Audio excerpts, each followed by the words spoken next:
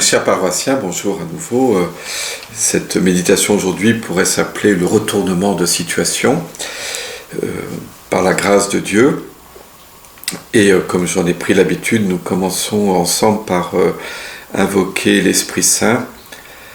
Voilà, Dieu notre Père, envoie ton Esprit, qu'il ouvre vraiment notre intelligence, qu'il brûle notre cœur pour que nous puissions recevoir ta parole et en tirer des leçons pour notre vie. Et nous t'en prions par Jésus, ton Fils, notre Seigneur. Voilà, hier, je me suis sans doute un petit peu, peut-être un peu trop étalé sur cette expression envoyer, annoncer la bonne nouvelle aux humbles, évangéliser les humbles et expliquer quel était ce peuple humble et pauvre, ce thème biblique si riche. Donc, on retrouve la même chose, guérir ceux qui ont le cœur brisé, proclamer aux captifs leur délivrance, aux prisonniers leur libération. Et pensez au passage à l'association aux captifs la délivrance qui s'occupe si bien et tellement de beaucoup de personnes, soit prisonniers dans la prostitution, soit qui sont dans la rue. Mais voyez, il y a tout un retournement de situation qui ici va être annoncé par le prophète. Proclamer une année de bienfaits accordée par le Seigneur, ça fait penser à l'année jubilaire. Vous trouverez ça dans le Lévitique chapitre 25, verset 10. Il y a d'une part l'année sabbatique tous les 7 ans et d'autre part une année jubilaire, la 50e année, qui était une année dans laquelle toutes les dettes devaient être entièrement remises. Et si par exemple quelqu'un en Israël avait dû vendre sa terre ou la terre de ses pères pour régler une dette, eh bien au bout de 50 ans, la terre lui revient. C'est intéressant d'ailleurs, ça prouve qu'il n'y a pas en Israël, je le dis au passage, de droit de propriété absolu.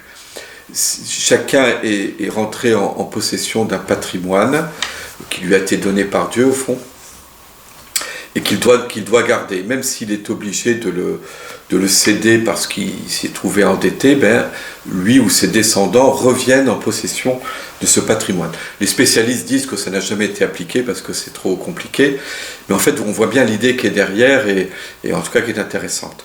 Ici, c'est donc cette année de sabbatique, au bout de 7 ans, une année jubilaire. L'année sabbatique, on devait aussi laisser la terre se reposer. On ne la cultivait plus, on se nourrissait simplement du fruit de la terre tel que la terre la donne. On revenait un peu à l'état de l'humanité avant la révolution néolithique où les hommes étaient simplement chasseurs-cueilleurs et donc ne cultivaient pas la terre. Enfin bon, donc tous les 7 ans et puis tous les 50 ans.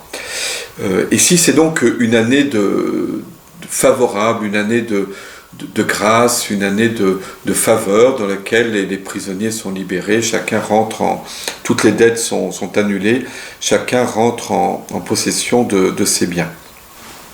On peut se demander s'il n'y a pas des choses à en retenir pour nous aujourd'hui.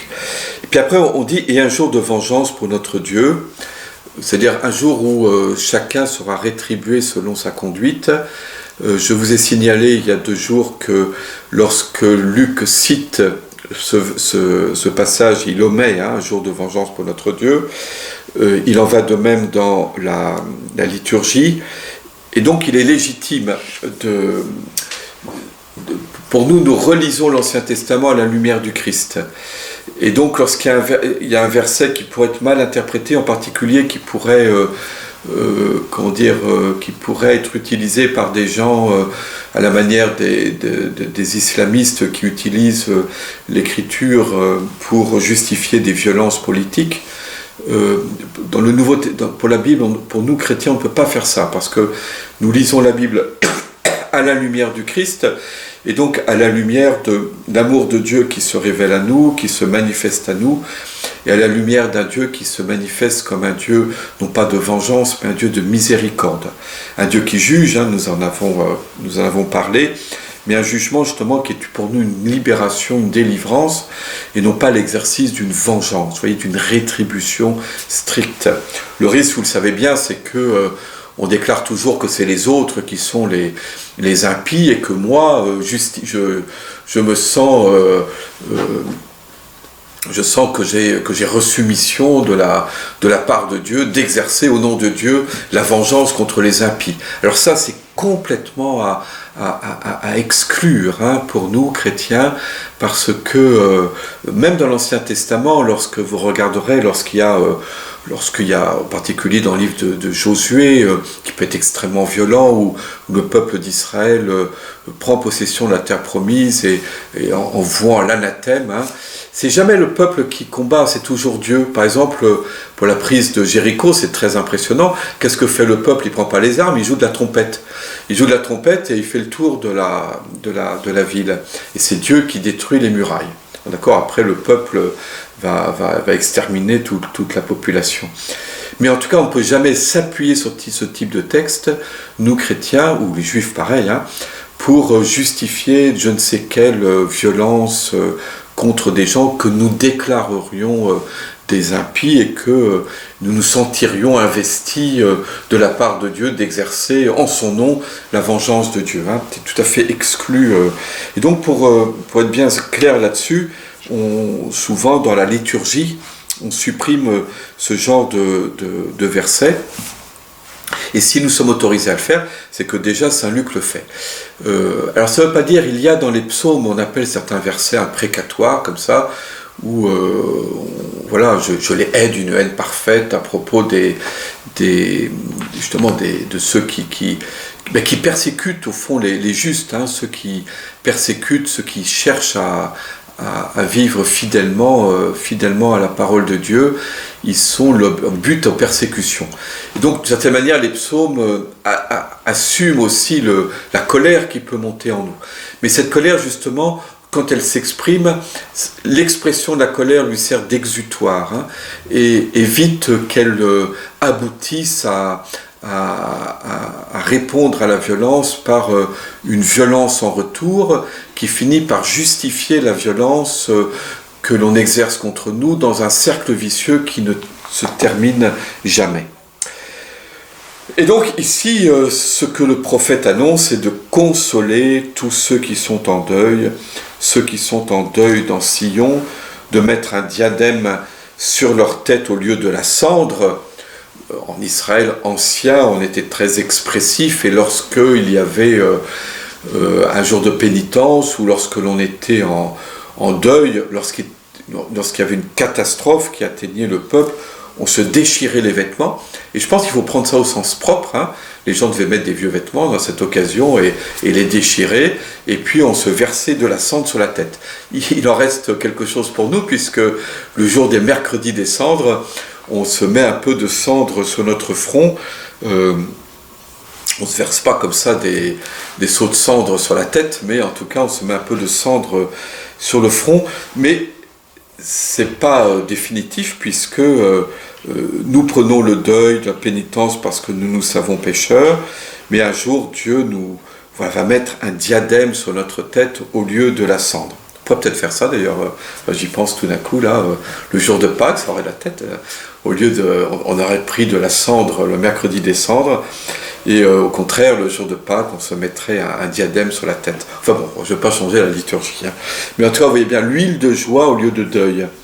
L'huile de joie au lieu de deuil, c'est un parfum, vous voyez, on se parfume, et un habit de fête au lieu d'un esprit abattu. C'est très beau, une espèce de retournement de situation, mais je pense que pour pouvoir comprendre la force de ces termes, il faut... il faut avoir vécu peut-être il faut avoir été pris par ces sentiments de tristesse face au péché, parce que c'est de ça qui est en cause. Si nous ne sommes pas absolument désolés par l'état du monde, par notre propre péché, comment accueillir avec joie le salut que Dieu nous donne? Alors je continue, je fais que lire assez rapidement tout ce passage qui n'était pas repris dans la liturgie. Ils seront appelés térébinthes de justice. Les notes nous apprennent que les térébinthes étaient des arbres sacrés, donc des lieux où on offrait un culte idolâtrique. Et là, le térébinthe, au contraire, deviendra un lieu de justice plantation du Seigneur qui manifeste sa splendeur. Ils rebâtiront les ruines antiques, ils relèveront les demeures dévastées des ancêtres, donc en raison de la destruction de Jérusalem par les Babyloniens. Ils restaureront les villes en ruine, dévastées depuis des générations. Des gens venus d'ailleurs se présenteront pour paître vos troupeaux, des étrangers seront vos laboureurs et vos vignerons. Vous serez appelés prêtres du Seigneur, on vous dira servants de notre Dieu. Vous vivrez de la ressource des nations et leur gloire sera votre parure. Qu'est-ce que ça veut dire? Qu'Israël, revenant sur sa terre, sera un peuple de prêtres. Ils se consacreront au culte de Dieu, à la louange. Ils passeront leur journée à louer Dieu. Et comment vivront-ils? Parce que des immigrés, des gens venus d'ailleurs, se présenteront et c'est eux qui feront paître vos troupeaux, des étrangers seront vos laboureurs et vos vignerons.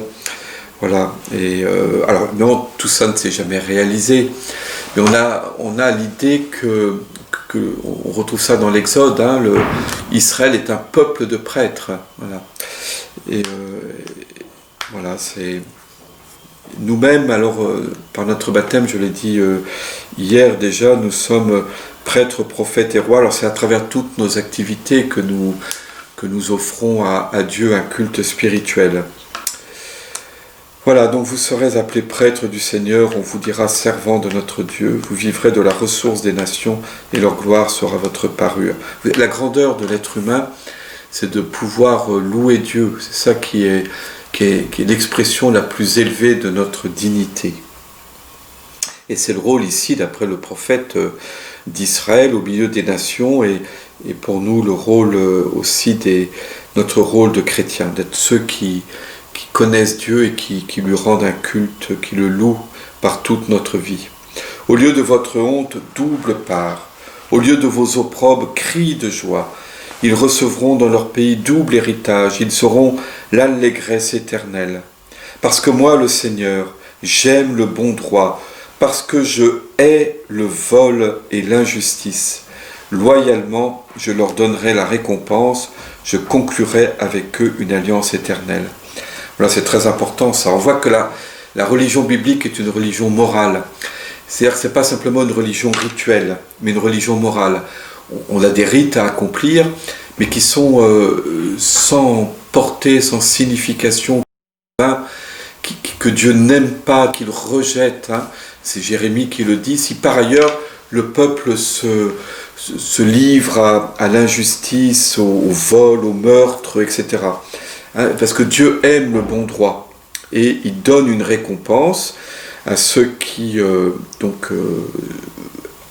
exercent le bon droit, la justice et marchent selon le bon chemin, et donc conclut avec eux une alliance éternelle. Je reviendrai dessus demain. Voilà, je vous dis à demain.